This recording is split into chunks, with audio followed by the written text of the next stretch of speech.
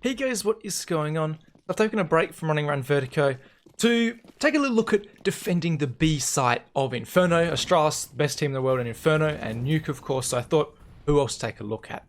Now this video is going to be mainly focused on the B site itself, but I will include one clip with full banana control. I have a dedicated video that goes more in depth, which I'll probably put in the top right somewhere right now if you want to watch that as well. But in an ideal world, as the CTs, you will just take this full banana control, such as Astralis done in this particular clip here, and you can leave just one player here spotting it, using his U tool when pressured, and you can have those 4 players over towards the A site, which as you can see is exactly what's going to be set up here in a second by Astralis. So Xyp has been jump spotting this, but they're going to swap guns and swap players out to Gla1ve to play this site solo. Notice they give him the AUG, Xyp runs off with the UMP, because obviously the AUG has a more powerful weapon, better at these longer ranges.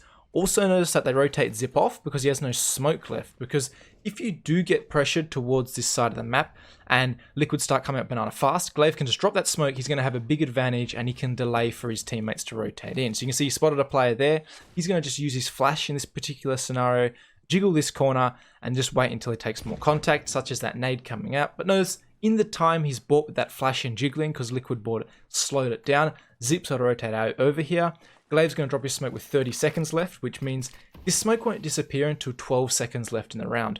Way too late for Team Liquid to be entering this site and waiting that long before throwing their U-tool. So you can see it's going to be an easy cleanup for Gla1ve, and I picked this because it's the ideal, perfect round for Astralis. The smoke left, Liquid are forced to come through it, they've got full banana control, Xyp's able to jump out here like an absolute madman, and dupreeh's going to clean up the final kill. So that's a perfect scenario there, full banana control for all of the round, having a smoke left to force the CTs to run through it, and that's what you're aiming for every single round. We're going to move into a few more messier scenarios now, and just some of the crossfires and how I like to play this particular site.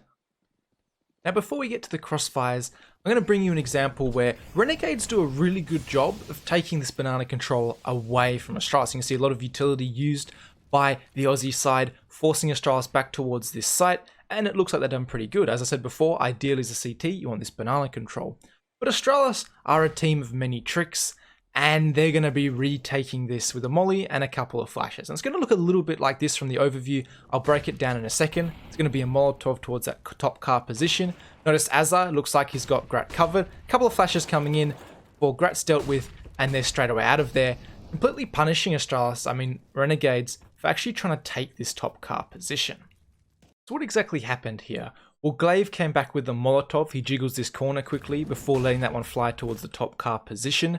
And then the other 2 players here in Xyp and Device are going to have multiple flashes ready to get rid of this corner. So what you're going to see is, as Xyp comes out to throw his flash, we're going to see a wide swing from Gla1ve, makes Grat a little bit harder to hit that shot because Gla1ve's not just making a nice little tight pick, it's nice and wide. Grat misses the shot in this scenario and Gla1ve's able to pre-fire this corner position. The only spot you could be, because if we go from Grat's point of view, you can see he's trapped in here by this Molotov, and Azza's going to be the one trying to support him from behind this car here. But Astralis, they know exactly the positions you could be, and that's how they're going to deal with this one. So there's going to be the first flash from Xyp, and not dupreeh, I'm not really interested in him, but Device is going to have the real pop flash lined up. And you see what this does to Azza.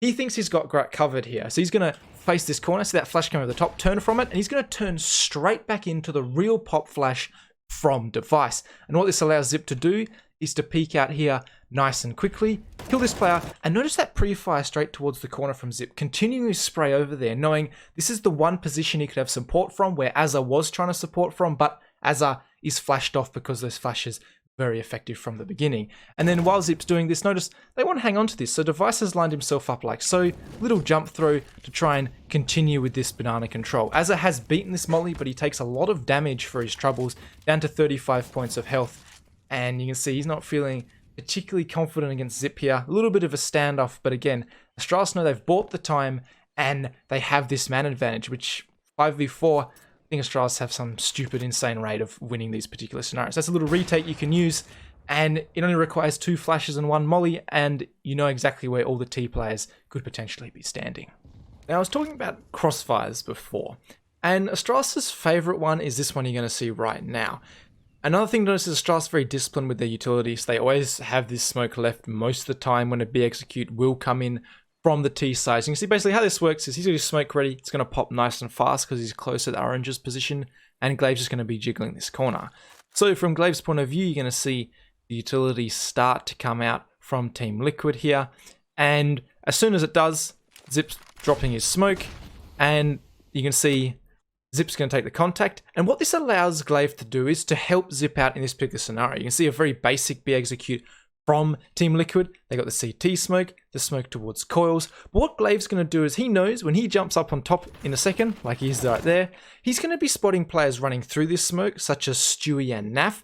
And what these players are going to be doing is they're going to be concentrating on his teammate in Xyp. So Xyp's going to take this contact towards oranges. Gla1ve's going to be peeking up here above, and he's just going to be fighting these players. Xyp's able to come out here, and you can see it's a great crossfire. As these players are coming through this smoke, they're also facing Gla1ve, but they're also perpendicular to Xyp, who's going to be farming them up from that oranges position. As I said, this is the favorite setup pretty much from Astralis, and they're going to play this 2v1, very disciplined, waiting for the information. Magic's going to come up here because Xyp did a great job of delaying.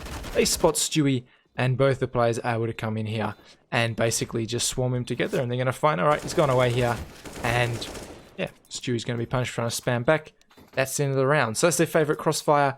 GG's all round in the chat. Now, if you think Counter-Strike's all about just shooting people, I've got a little bit of bad news for you when it comes to defending this B site. And what you don't know is this particular setup again from Astralis, very similar to the last, in the fact that you've got this one player on this nice wide angle, similar to coils, getting this early information, and you've got the second player here with his smoke out ready just to drop. And this is why you see Astralis play most of their players off the site, either towards coil or CT, or this first oranges position. Because I want you to notice the timing with Xyp. He drops this smoke instantly, he's able to swing, and one of the players in Nitro is already through this smoke, and look at how quickly that smoke popped. Now I want you to think about, if you're playing towards the back of the site, towards new box, or towards that dark position, you're not really getting an early information. The T side can get up nice and close near where Nitro is, so you can know early information. If you try and throw a smoke from back further onto the site, it's going to be popping way too late. All these T-side players are already going to be coming through. So that's why you see these players either playing oranges or nice and close, so early information, or getting that smoke to pop ASAP, or towards CT, where they can definitely fall away and try and recoup for either a retake, or just fight these players through the smoke, looking for any gap or weakness. So you can see Xyp's just going to come through after that kill from Gla1ve, and again, he's just mowing up players coming through these smokes. Device is also here on the fast rotate, and again, they're left in this 2v1 scenario. So that's with the smoke up, right? They're looking for these, to get this smoke down from somewhere nice and close to this entrance with some early information. And this is, again, no banana control. This is the next best step you have if you have that smoke in your arsenal. And you're basically going to see Astralis do that all day long. So what happens when they actually don't have any smoke? Well, if you can take banana control and the smokes away from Astralis, that's when you start to have a chance as the T side. And you're going to see it actually play out in this particular round. Astralis have no information towards this wrap side. You can see they're playing a very heavy dig short setup and haul setup here. Magic's going to get a kill. But with this med pressure coming in from Team Liquid, despite giving up the 2 kills, wrap side was open here, and there was the potential for someone to be coming through CT spawn. So Gla1ve's forced to use his smoke nice and early. Watch this. And Xyp's just going to be left watching this. Again, not in an ideal situation to be taking first contact and having no one ready to trade you. But what this has done is given us the scenario we want to look at, which is no utility such as smoke or molotovs left on Astralis. So they can't do one of the oranges setups where they're dropping their utility nice and early with information. So you're going to set up this crossfire here. Also important note, it's a 5v3, so they don't want to get trapped on the site, so no one playing actually oranges or new box or towards that dark, because they got a crossfire here. They can try and play this one out, but if they need to, good utility from the T side, they can fall away, apply the 5v3 retake. So you can see how they're going to peek out. Xyp starts taking contact, Gla1ve going to peek out as well, and this is again one of those nice little crossfires you can have while also being able to fall away. Unfortunately, because Liquid are such a talented team, only one kill going to go away the way of Astralis. They're going to lose the 2 other entries, and they're going to actually end up in 2v2 after that kill from Naf. So you can see, with the utility gone, you become vulnerable. Good crossfire still, that's a good one for you guys to throw in if you do have no utility. But if you're versing Team Liquid, you might be struggling a little bit. Probably the sharpest team in the world at the moment. Now, if you really like to play on the site, you're probably a little bit up a set until now. And there are occasions when these players will play on the site, but they're very situational and not as often as you might think. So this is going to be a good example here. Turns into a 4v4. 4v4, 3v3 are probably the most common examples where Xyp will position himself on the site itself. because sometimes in these scenarios, you're going to want the heavy rotations over towards this A site, such as is the scenario here. Gla1ve is over here, making sure they have these 3 players towards A, as that's the read they have. So in this scenario, you can't afford to play retake, like in that 5v3 scenario if they use util we talked about earlier. 4v4, retake, that's going to favor the T side massively. So Xyp is forced to go large in a sense if they were to hit B in this particular moment. So that's when he's going to play on the site, often towards this fountain or towards that pillar, towards the back of the side, are his favorite spots. He's going to take this fight towards steel, but notice he was moving towards that Cole's position. Why? Because he's buddying Gla1ve's back. He has no reason to play on the site anymore with these 2 players in the position out here towards B. He takes the angle with this smoke gap now as Gla1ve is rotating back off after getting that kill. They see no one more, get some more information. But honestly, you like to play on the site, a little bit disappointing for you, because except for 3v3s, 4v4s, or maybe in some very situational pistol buys or something similar to that, Xyp's going to be positioning himself off the site if possible. But now that your hearts are crushed, make sure to like and subscribe if you enjoy this kind of content. Check out the banana control video, particularly useful if you're in your team, and I'll catch you all in the next video.